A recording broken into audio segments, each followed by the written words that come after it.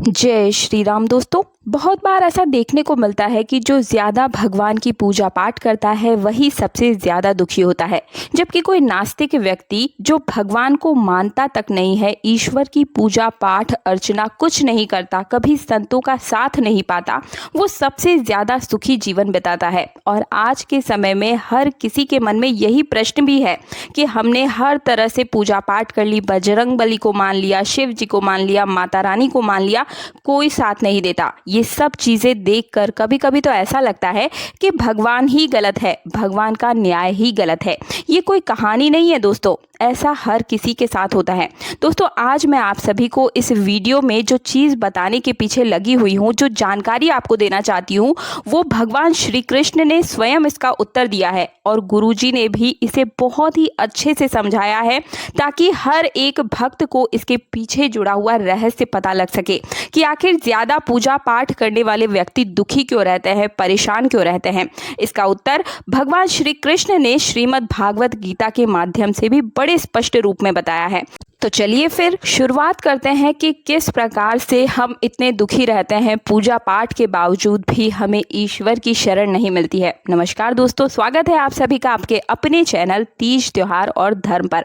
आप सभी का स्वागत है। अगर आप भी भगवान श्री कृष्ण और बागेश्वर धाम से जुड़ी हुई सभी समस्याओं का हल पाना चाहते हैं, यानी कि अपने निजी जीवन से जुड़ी हर समस्या का हल पाना चाहते हैं, तो चैनल को सब्सक्राइब जरूर कर लीजिएगा। दोस्तों, अब मैं बात करती हूँ द्वापर युग की, जब भगवान श्री कृष्ण और अर्जुन के बीच में संवाद चल रहा था। तब अर्जुन ने भगवान श्री कृष्ण से पूछा कि हे माधव, जो लोग ज्यादा पूजा पाठ करते हैं ज्यादा दुखी क्यों रहते हैं, परेशान क्यों रहते हैं, इसके पीछे क्या कारण है?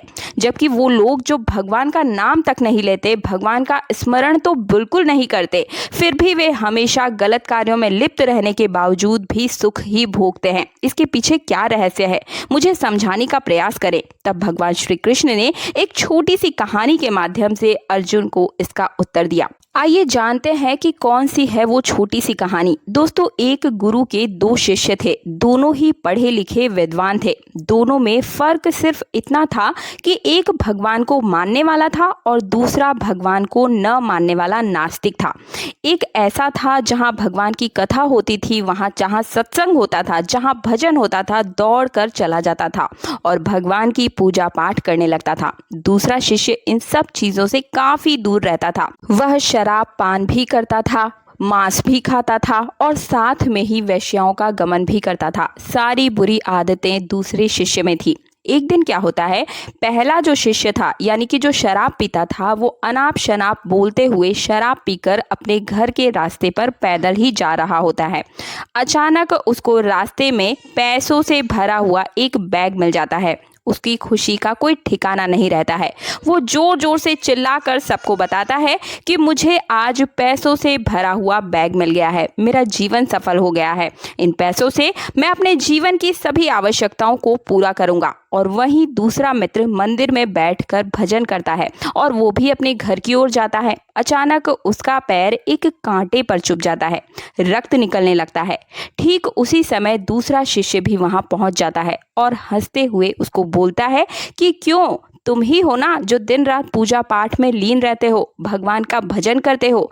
क्या दिया तुम्हारे भगवान ने? मुझे देखो, मैं कभी मंदिर नहीं जाता, ना ही मैं कभी कोई अच्छा काम करता हूँ, ना मैंने अपने घर में कभी मंदिर बनवाया, ना पूजा पाठ की, ना ही अपने घर में सत्यनारायण भगवान की कथा करवाई। भगवान के सामने कभी माथा तक नहीं टेकता हूँ मैं। फिर भी कितना संपन्न हूँ, अमीर हूँ, मेरे पास पैसों की कोई कमी नहीं है, सबसे ज्यादा सुखी जीवन मेरा ही है। अच्छे शिष्य के मन में ये बात चुभने लगी और वो सोचने लगा कि कहीं ना कहीं ये बात तो सही कह रहा है। मैं हर प्रकार से पूजा पाठ करता हूँ, हमेशा सबकी भलाई के बारे में सोचता हूँ, हर समय कीर्तन करता हूँ, हर समय भगवान का नाम जप करता हूँ। इतना सोचते हुए उसे लगा कि क्यों भगवान मेरी बात नहीं सुनता है और इसी की बात सुनता है। यही प्रश्न लेकर वो पहुंच जाता है अपने गुरु के पास और उनसे भी यही प्रश्न करता है। गुरुजी मुस्कुराते हुए बोले, भगवान जो करते हैं अच्छे के लिए ही करते हैं, जिसकी जैसी योग्यता होती है उसको उसी के अनुसार फल देते हैं। अब तुम्हारे प्रश्न का उत्तर तुम जानते हो। भगवान ने तुम्हारे पैर में क्यों कांटा चुभाया और उसको पैसों से भरा हुआ बैग क्यों मिली? सुनो, तुमने पिछले जन्म में बहुत पाप किए थे, इसलिए तुम्हारी आज मौत होने वाली थी। तुम बच गए क्योंकि तुमने मंदिर में भजन किया और मंदिर के सामने तुम खड़े हुए थे। तुम्हारे इस जन्म के अच्छे कर्मों की वजह से ही आज तुम जिंदा हो। और वही तुम्हारा दोस्त पूर्व जन्म में एक बहुत बड़ा संत था, महापुरुष था, इसलिए उसकी आज किस्मत बदलने वाली है। इस जन्म में उसने कोई भी अच्छा कार्य नहीं किया, इसी वजह से सिर्फ उसे एक बैग मिला है, वो भी पैसों से भरा हुआ। लेकिन अगर वो इस जन्म में भी अच्छे कार्य करता और पूर्व जन्म में महापुरुष होने की वजह से वो इस समय करोड़ों की संपत्ति का मालिक बन सकता था। इसलिए दूसरों का समय मत देखिए, आप अपने कार्यों पर फोकस कीजिए। आप अपने जीवन को सुधारिए, अपने कर्मों को सुधारिए, ताकि आपका आने वाला जो भविष्य है वो सुधर सके। मन में किसी के प्रति कोई ग्लानि मत रखिए, किसी भी प्रकार का भेदभाव मत कीजिए।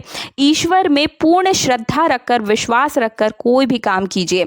हमेशा दान पुण्य कीजिए, ईश्वर का नाम जप कीजिए।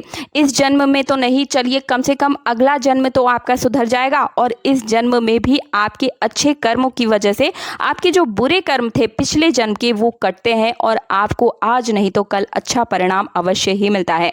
गुरुजी की बात को सुनकर वो व्यक्ति फिर से भगवान की भक्ति में लीन हो गया। तो आप सभी को आज की कथा से क्या ज्ञान मिला, मुझे कमेंट बॉक्स में ज़रूर बताइएगा। आप सब भी ईश्वर पर विश्वास रखें, बागेश्वर धाम की शरण में बने रहें।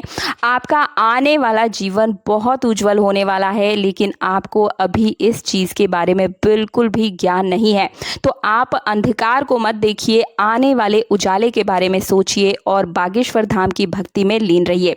मुझे उम्मीद है कि मेरे द्वारा दी गई जानकारी से आप सभी को संतुष्टि मिली होगी। वीडियो पसंद आया है तो वीडियो को लाइक करने के साथ चैनल को सब्सक्राइब अवश्य कर दीजिएगा और पास वाला बेल आइकन जरूर प्रेस कीजिएगा। मिलती हूँ अगले वीडियो में। जय श्री राम, जय बागेश्वर धाम।